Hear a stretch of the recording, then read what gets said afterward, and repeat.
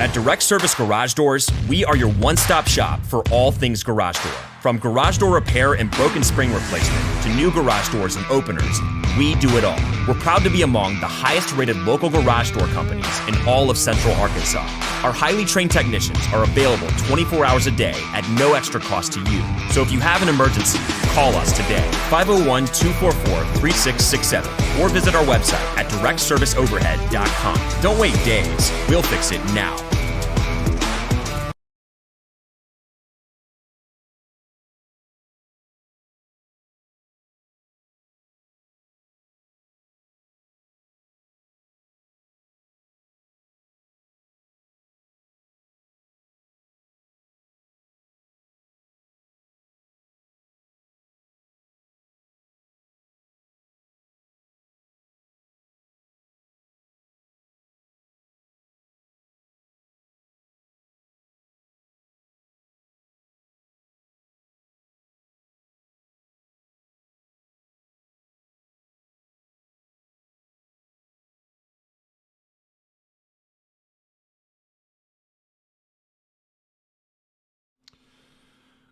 All right, we're gonna kick this thing off. Let's do this. Let's go. 3, 2, 1. I'll save you the. I won't sing for you. 3, 2, 1. Yo, what's going on, Razorback fans? Welcome. We got a lot to get caught up on. First off, I want to say shout out to Patreon supporters. You guys know who you are. We lost a few, but you know what? We also gained a few. Look at that. Pretty special right there. Gotta love it.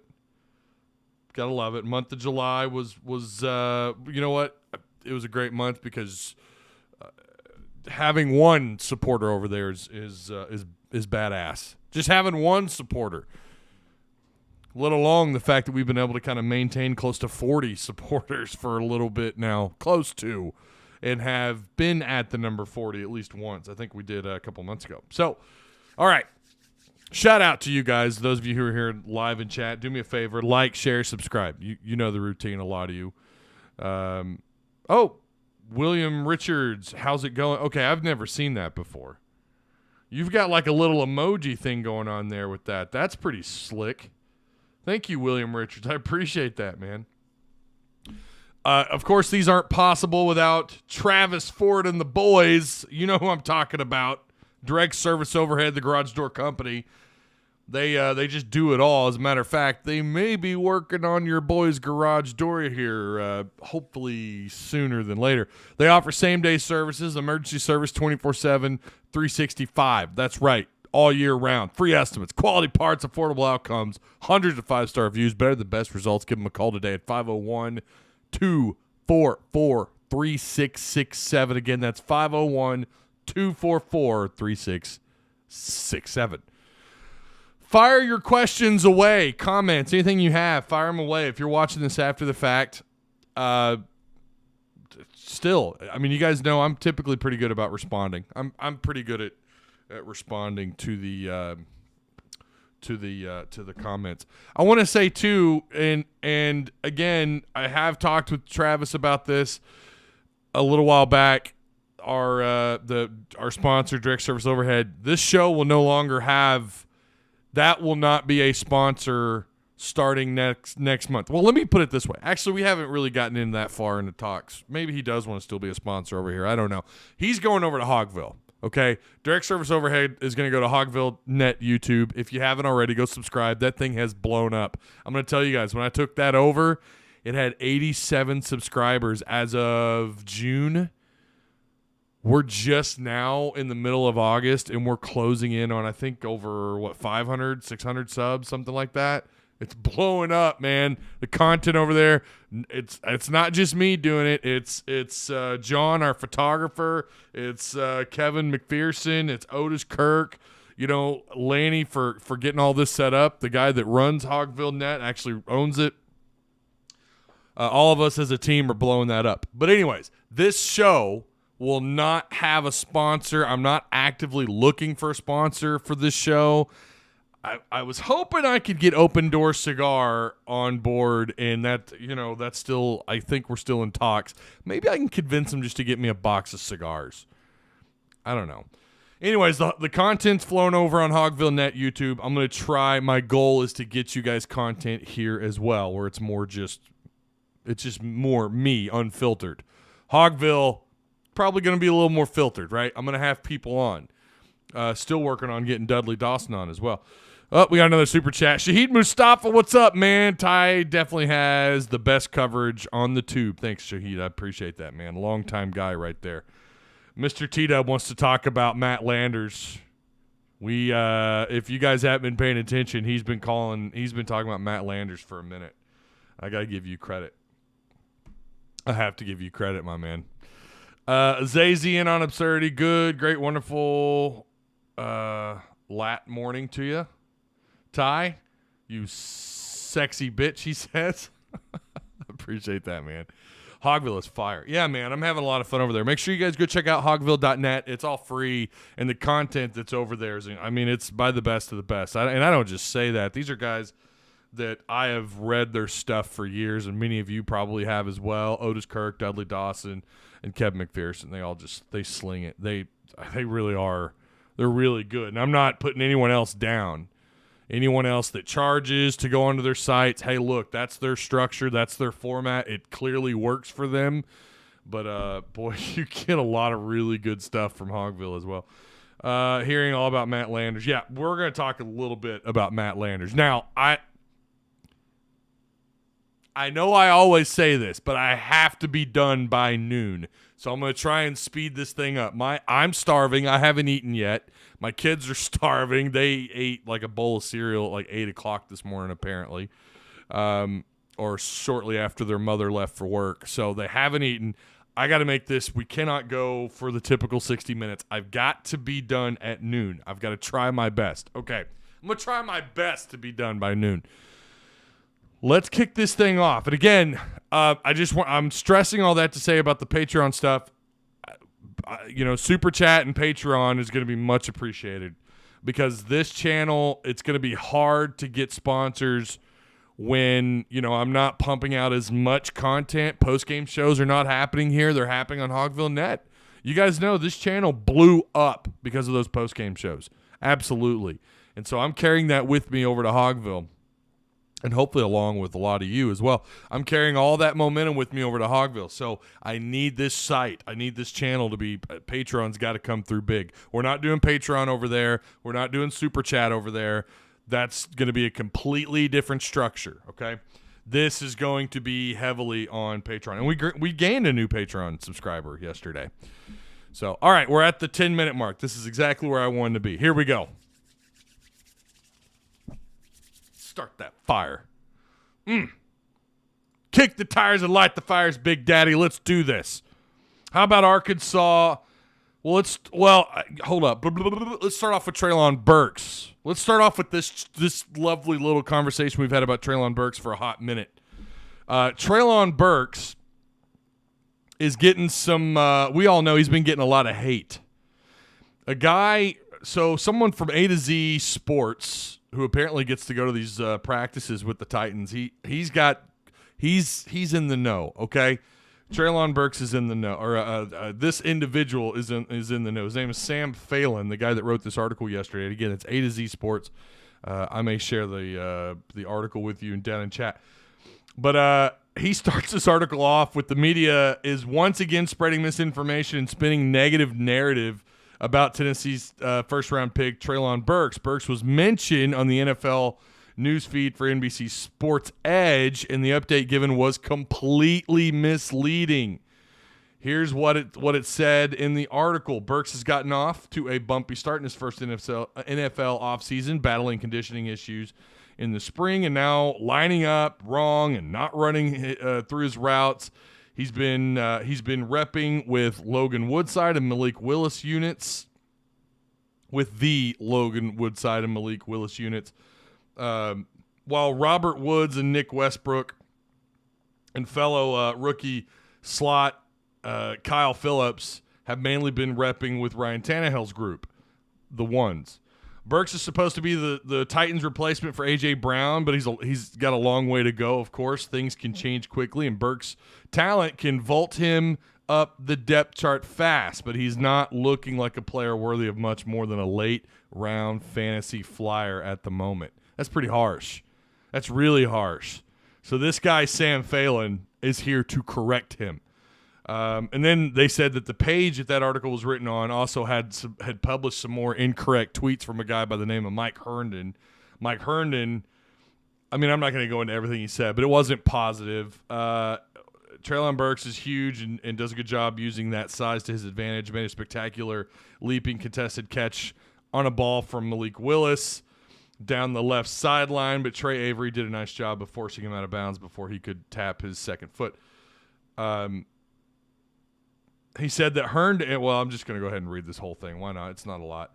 Meant to add, he followed this up with a tweet. And again, this is a tweet that's cited in that article. We're kind of going down the rabbit hole a little bit, but I wanted to get you guys filled in because Burks is something we've talked a lot about him over with the Titans. He says this in the tweet and meant to add, Burks, he is still working through some rookie learning curve himself, was lined up wrong and had to be corrected by Woodside during one team period, had another rep where Rob Moore got on him for not running through the route. Okay, this guy who wrote the article. Now we're going back to the very first level here. The guy who's writing this article for A to Z Sports, Sam Phelan, says this. He did, and he also admitted in the article, Herndon later himself clarified that his tweet was being blown out of proportion, saying that Burks also worked with Tannehill. He lined up wrong once. He's largely been good, sometimes very good in camp. So here's what our boy says. As someone on the sidelines for Titans practice every day, I can say with confidence that Burks is not accurately reflected in the update from NBC Sports Edge. Has been working in with Malik and Woodside at times, yes. Has he made a few rookie mistakes in his lineups and route running? Yes. But Herndon's follow-up tweet hit the nail right on the head. Burks has been with Ryan Tannehill's ones more often than not in practice. He has, and he has, more often than not, been flashing the tools that earned him a first-round grade out of Arkansas. Take it from someone who watches him every day. Treylon Burks is legit. They're spinning false, negative, bullshit narratives, and I am loving that someone who's there is like,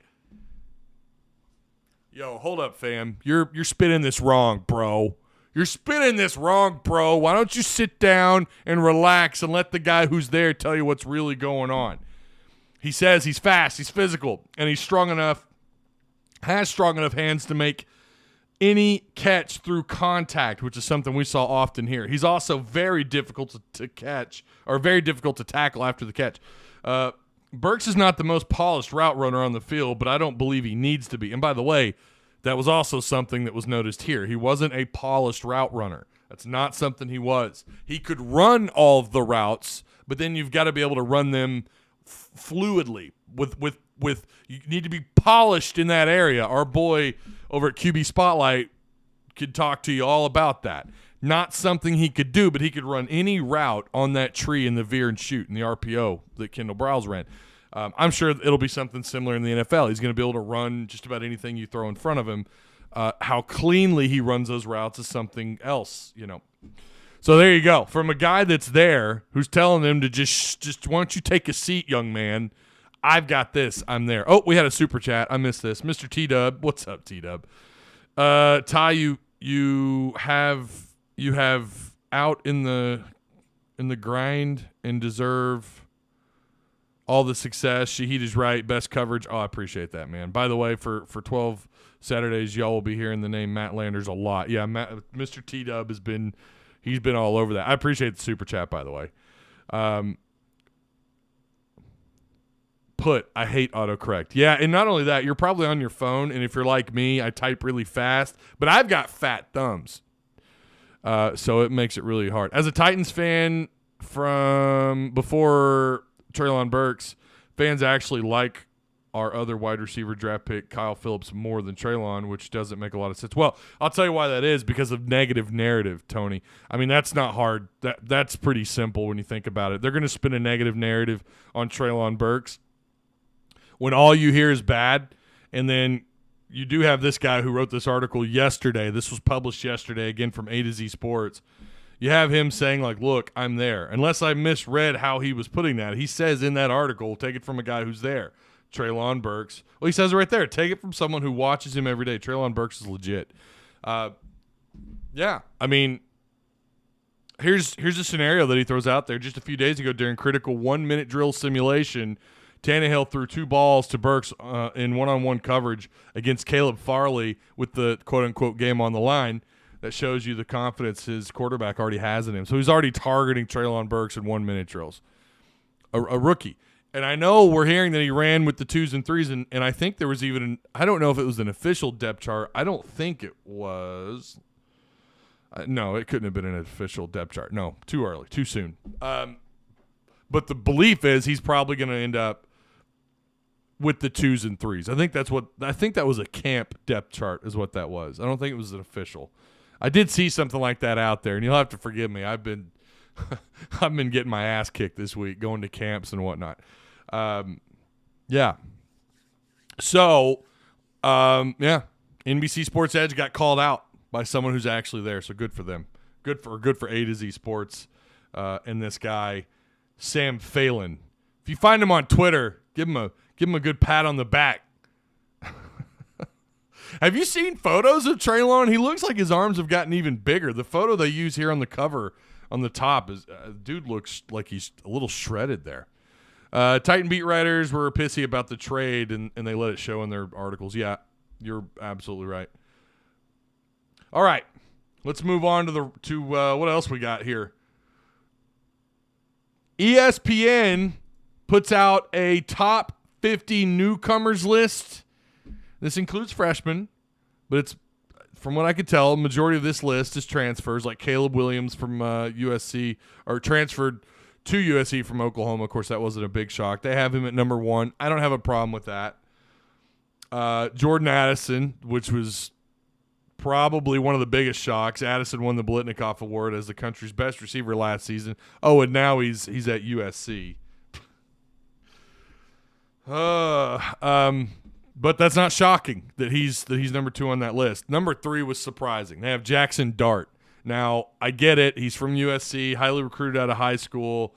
They expect him to do something similar to what Matt Corral was able to do.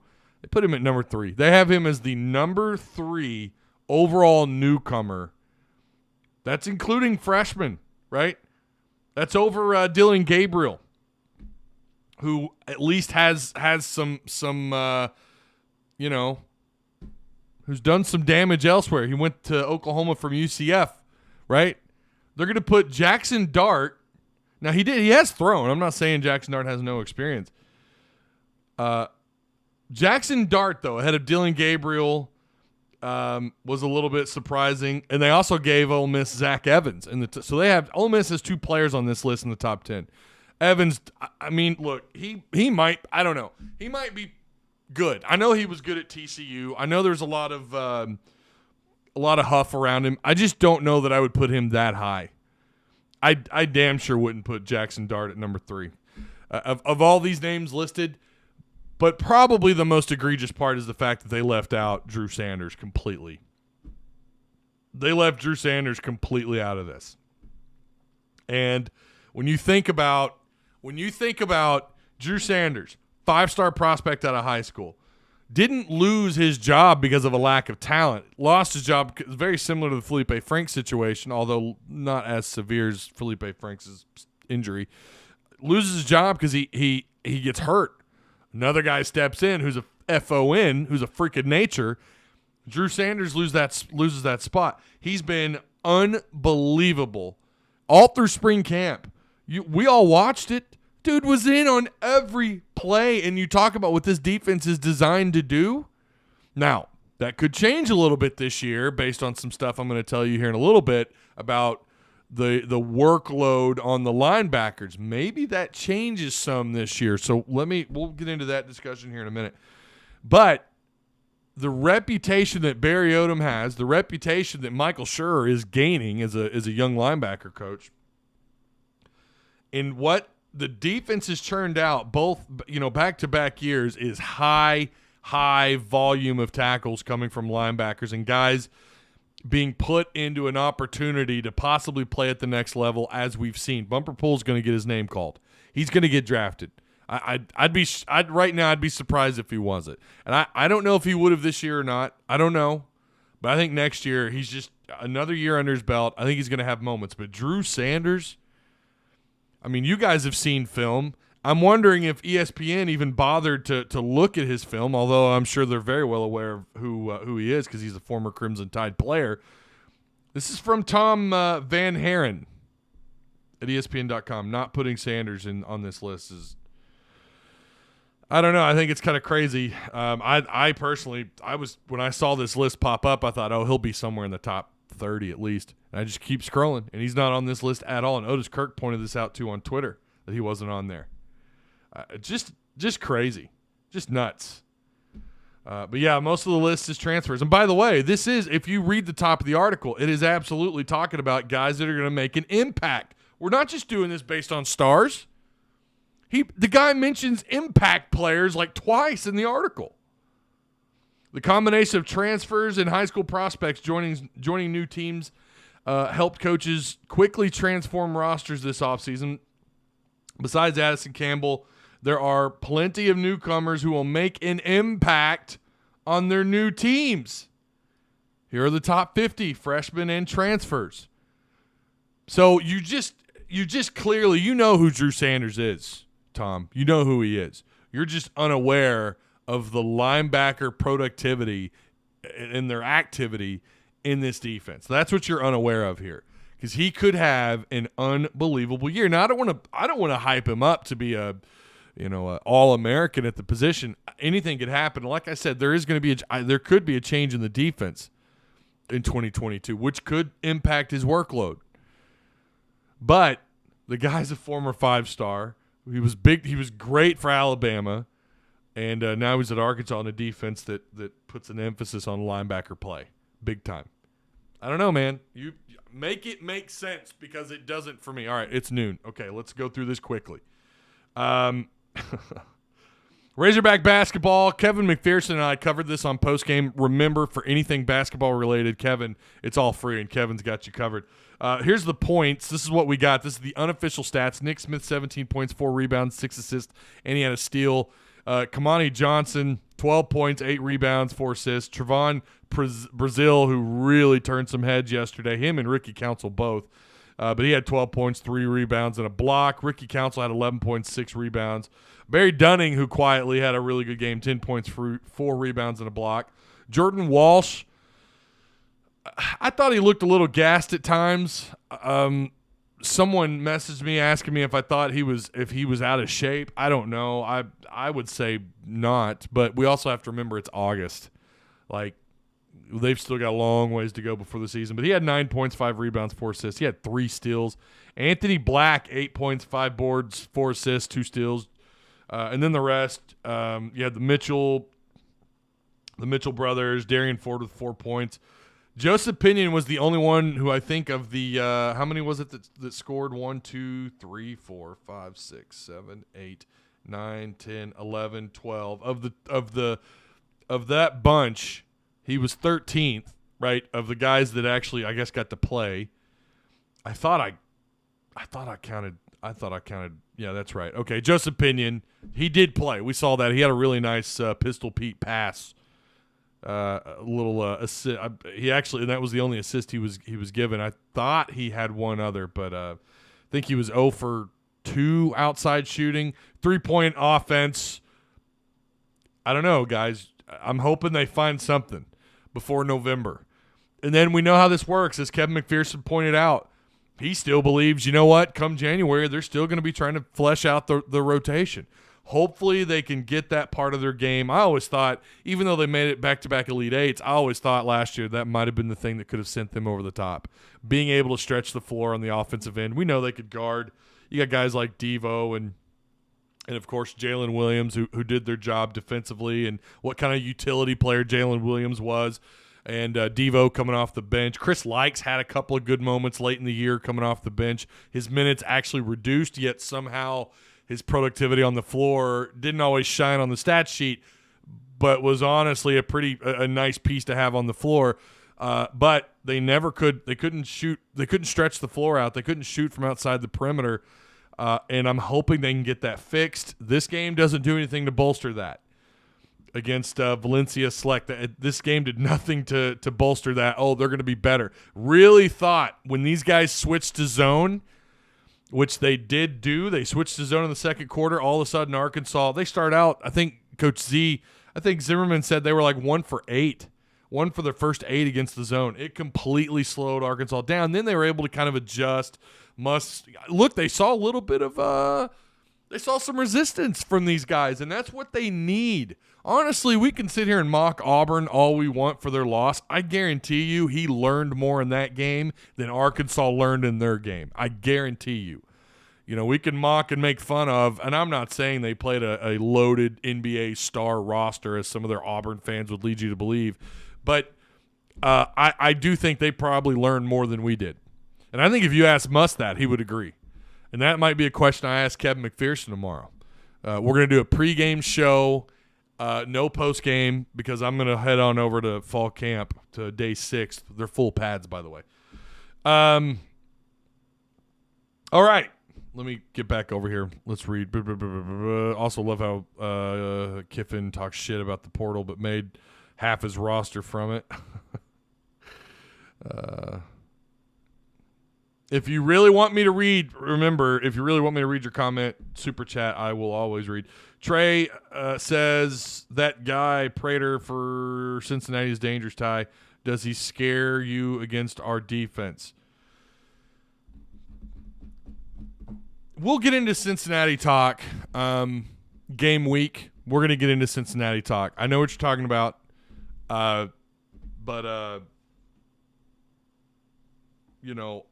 we'll get into Cincinnati talk in a little bit, right? We'll get there. I don't want to spoil anything. I am excited about that game. I'm excited about what they can do. Finally got the notification. What's up? Ty, how you doing, man? Arkansas's better than you think. What's going on? I really thought we were going to get Addison Toney back. Yeah. It's afternoon. I know. I'm hurrying. My kids are I told them it'll more than likely be afternoon. I really thought – I already read that. Nick Smith said in his presser that he was tired as hell and he never played that fast up and down. Yeah, it was backyard or it was street ball is what that was. That was up and down the floor. It got a little physical too, and I'm glad that it did. Now, maybe they learned something in that, right? They learned something when things get chaotic. They said the SID for men's basketball, Haywood, said that they counted 11 turnovers for Arkansas. I thought it was more. And I was trying to keep count, I thought it was closer to like 14.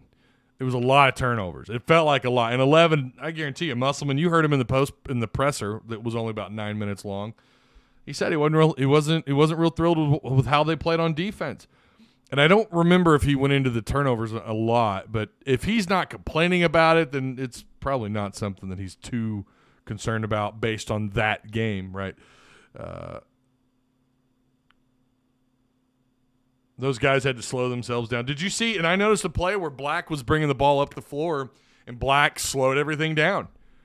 He slowed everything down, and then they started the ball movement outside in the perimeter. I thought it was great. I thought he did a fantastic job. Hang on just a second here. I have a hold up. Hey.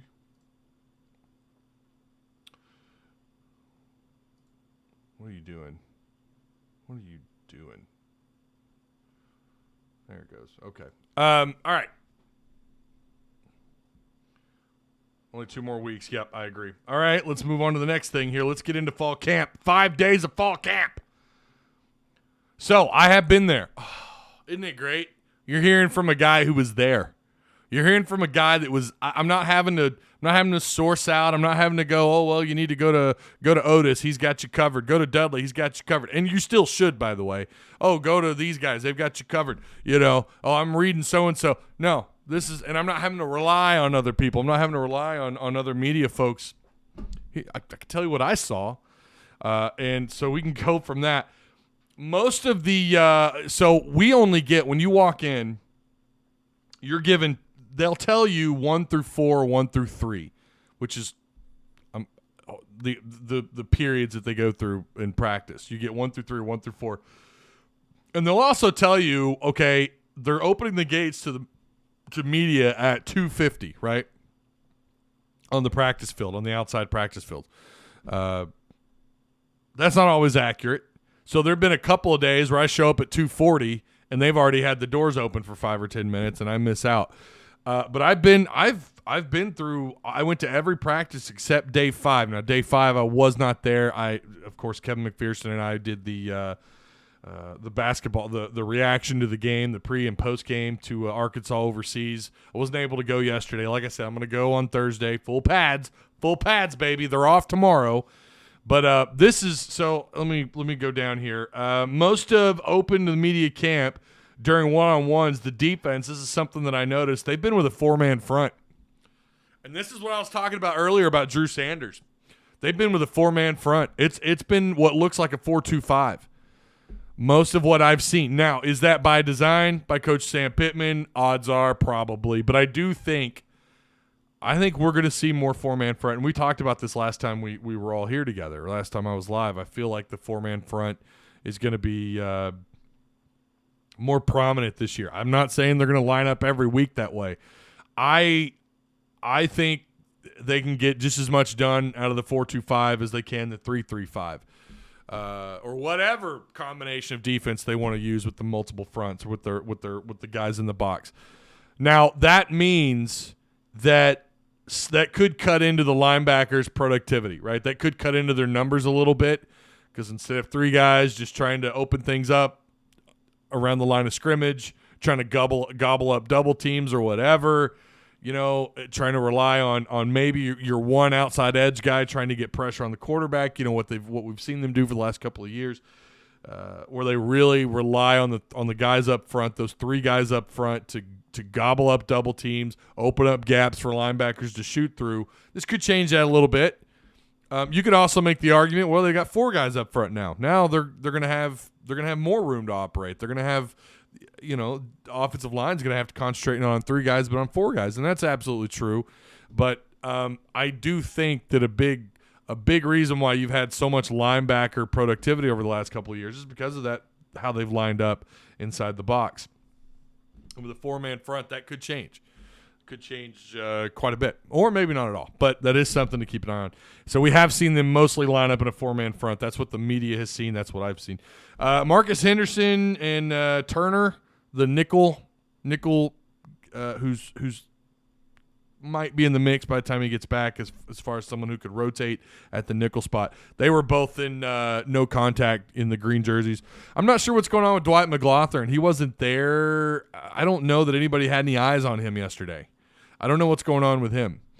But I guess I could have misread that. I have not gotten an update from Otis yet. But he could have been, maybe got a little banged up. Maybe he was there temporarily. I don't know. Maybe one of you guys know. I missed it. I don't know what's going on there. Guys that have stood out and other observations, and this is where we're going to end it. Jordan Crook, I want to say day 2, or maybe it was day 3. Jordan Crook was blowing up plays in the backfield. He even forced Hornsby to run out of bounds behind the line of scrimmage and made a number of other plays. I say a number of other, like 2 other plays. But really, he made 2 plays. Otis, Kirk, and I both looked at each other and were like, all right, this guy, okay, Crook's making noise as a freshman. I'm pretty sure we've seen him in the mix with the 2s. Now, Chris Paul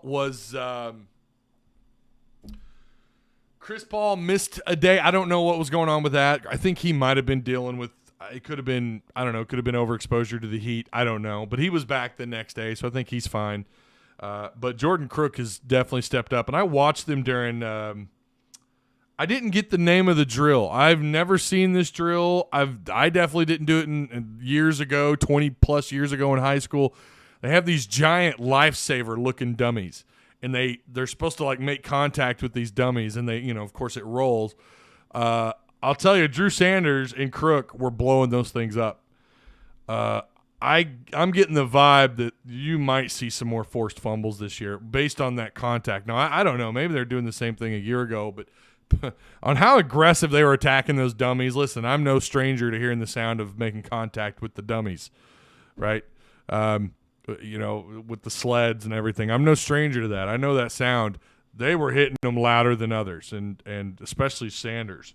I think you're going to have some more forced turnovers this year, some more fumbles.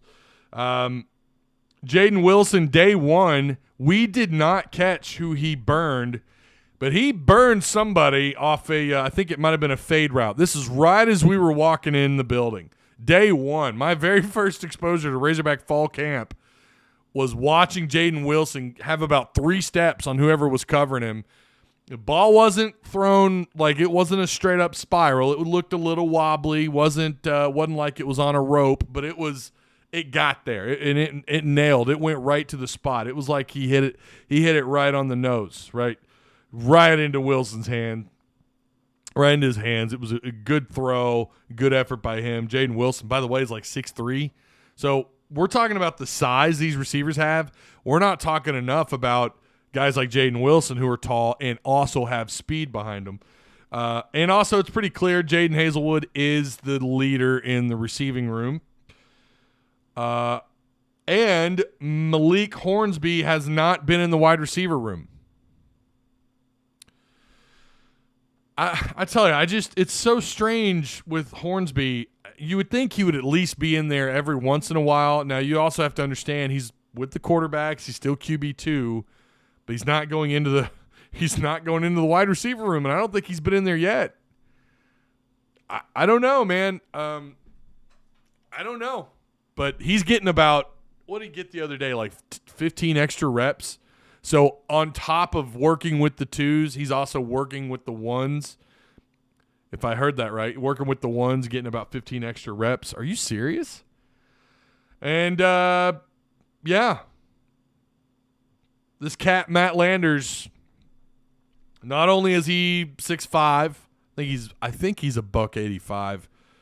Don't quote me on that. I don't know if they've updated the Razorbacks roster part of their site yet. I want to say he's 175 or 180. He's heavier than that, is he not? Hang on. I'm surprised my kids aren't beating down my door yet. Daddy, we're hungry. Let's go. I'm thinking for lunch, you know what sounds really good? Flying burrito. They're not a sponsor. God, it'd be awesome if they were. All the free nachos in the world. They're steak nachos. Oh, my God. How big are you, Landers? I thought he was north of like $190. I have 175 written down, and I'm like, no, wait, that can't be right. Scroll down. Okay, 6'5", 203. All right, my bad. All right, I knew that didn't sound right. Apparently he's fast. Apparently this cat's burning everybody. The secondary, both we've heard everyone. Anyone, whether it's a coach, whether it's a player, everyone has bragged on Matt Landers' speed. I'm going to be real with you. I had no idea he had that kind of speed. I had no idea. I've seen his film. I saw that 90-yard touchdown that he had. I saw part of that film anyways. I don't know, man. Maybe we got another Matt Jones situation on our hands. Another tall guy who has such a long stride. You don't realize how fast he really is. Have not seen him make any big catches, but apparently that's all anyone's talking about is his speed. I've not heard about him dropping any balls, but yeah. Coley leaving us did a little bit of damage. Maybe, depending on how you want to look at it.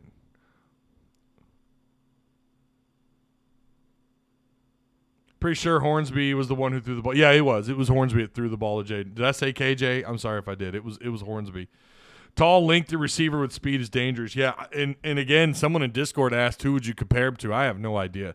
Greg Childs wasn't known for lightning speed. He was known for being a big, you guys remember London Crawford, 6'2", 6'3", like 215. He looked like a linebacker playing wide receiver. I always thought Greg Childs was like a slimmer version of London Crawford. So I don't know. I definitely wouldn't say he's taller than Greg Childs. And I think he's faster than Childs. I don't know what kind of speed we're talking about yet, but I think it was it Kenny Guyton that said that he had, or no, it was one of the other receivers. Might have been Hazelwood. I'm getting my days mixed up now. I'm telling you, I'm cramming all this in and, trying to properly file each day by day in my head. Someone said they put him on the list of the fastest receivers in that room.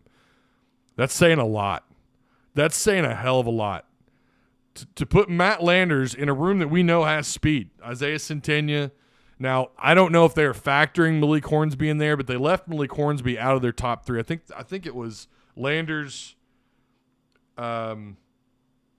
Centenia, and was it Wilson? Or Bryce Stevens. Bryce Stevens was the other guy. Bryce Stevens was the other speedy guy. Jaden Wilson, I don't think, is known for being high-end speed, but he's got some speed under him. And there's also just such a thing of being able to run such a crisp route, such a good crisp route that you get by the corner, right? That's kind of the whole goal. You have receivers all over the NFL who ran 4.5, 4.6 40s. And yet you're seeing them get separation. They're finding ways to create separation. Kenny Guyton will tell you all about that, who's also a really good guy, by the way. He'll tell you all about that. He'll tell you, like, it's not just about, you can have, he talked about Isaiah Centenia having track speed, which is different than on the field, on the football field, running a route kind of speed. There's just a difference. Sometimes you just run routes so damn well you look faster than what you really are. So there is that. And then you have guys like Warren Thompson, who, if he could catch a damn ball, would have racked up a lot of more yards. So, all right. I think that's really it. If you guys have anything, remember, I'm in Discord. Our Discord's been blowing up. The reset for our Discord is happening the Monday that Arkansas plays, the Monday before the Razorbacks play Cincinnati. We're doing that there's money involved this time around. And the winner, whoever ends up with the highest XP by the time the reset ends, so it would be that Monday, whatever day that is. My calendar doesn't show me the next month. Well, it does, but it's really small. So what would that be? That'd be the 29th, right? Okay, so the 29th would be the reset, and then it ends the day after Arkansas plays Missouri. So during the football season, we're doing an XP, and it's based on who's if you're active, if you're chatting.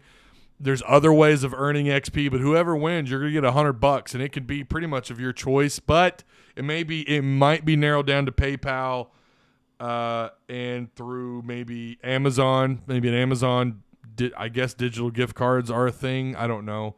Walmart, whatever. We'll find a way. Well, regardless, you're going to get $100 if you end up at number one. And we may talk about doing prizes for second and third as well, but right now, number one is going to get themselves some cash. So make sure you're in our Discord and you're a part of that. Warren Thompson made some really good catches. Had drops. Wonder if he fixes that. Wait, not Tulsa. It was Toledo. Both Hazelwood and Catron said Landers. Yeah. Catron was there too. The receiver room, I'm excited about. I'm not gonna lie to you guys. I'm excited about it. I have red flags because there's so much newness there, right? And like I said, even Sam Pittman will tell you it's their biggest question mark. And I think he's exactly right. It is their biggest question mark. But if everything comes through the way it should, Arkansas could be in really good shape at receiver. Right now, we just don't know enough, right? We just don't know enough. We don't know if these guys could do it week in and week out. Not having Treylon Burks. I know Hazelwood, you could tell he got a little – if you go back and watch his interview, he looked a little – and I was in that room. You could kind of feel he's tired of talking about Burks. He's tired of talking about it. He's tired of that being a thing. But the receiver room, and I think they're feeling it, they got to go out and prove it. The potential's there, but we want to see it. We know that Tyson Morris gone, Burks gone. They lost Woods a couple of years ago.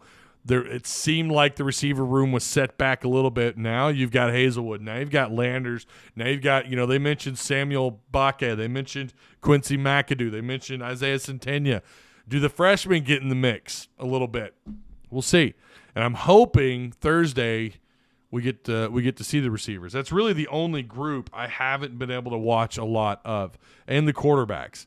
Haven't really you get 20 minutes. That's all they give you. And their SID is ushering you out. He's like, all right, time to go. Put your cameras down. Time to get out. So we have to kind of, as you're leaving, you got to walk slowly and kind of keep an eye on what's going on. But it's just been such an awesome experience. I'm not going to lie to you guys. It feels good. It feels so good. Being there, being active, being a part of the quote-unquote media. I still don't consider myself that, but it's awesome to be a part of it, man. And I'm definitely not there without you guys, without my sponsor, and going back to all of it, man. I'm not here without it. My wife, of course, all the sacrifices made here. I'm so thankful to all of you guys. I really am. And of course to my wife, because I know she's probably listening to this. But even if she wasn't, she knows I'm not here without her, and she knows that. So, all right. I'm thinking about doing a Friday show because we're having full pads on Thursday, right? We got basketball on Thursday. Kevin McPherson and I are doing a pregame. It's going to be exciting. And then Friday, I think we're going to do a Flamingo Friday. I think it's back. I got something new in the mail, and I think I'm going to share it with you guys on Friday. All right. Ty got sources now. I've always had sources. That's not been in question. It's just been me being able, my availability to go to these things. And I'm there. Who's a lurker in there? Oh, we've definitely got some lurkers, but I'm glad they're there. I'm happy with the lurkers, too. They're awesome. I'm glad they're there. If they're active enough, they won't be lurkers anymore. All you got to do, all it takes is chat and be interactive, and that's it. And you lose that lurker status. So, all right, Woo Pig, and I will hopefully see you guys on Friday. Don't forget, pre-game show tomorrow. Arkansas is in Spain, I believe. 1:30 tip-off. We're going to try and be live by 1 o'clock tomorrow. Myself and Kevin McPherson. Make sure you're there, all right? If you haven't already, subscribe to the channel, like the video, share the content. Woo Pig Suey, baby! Go Hogs.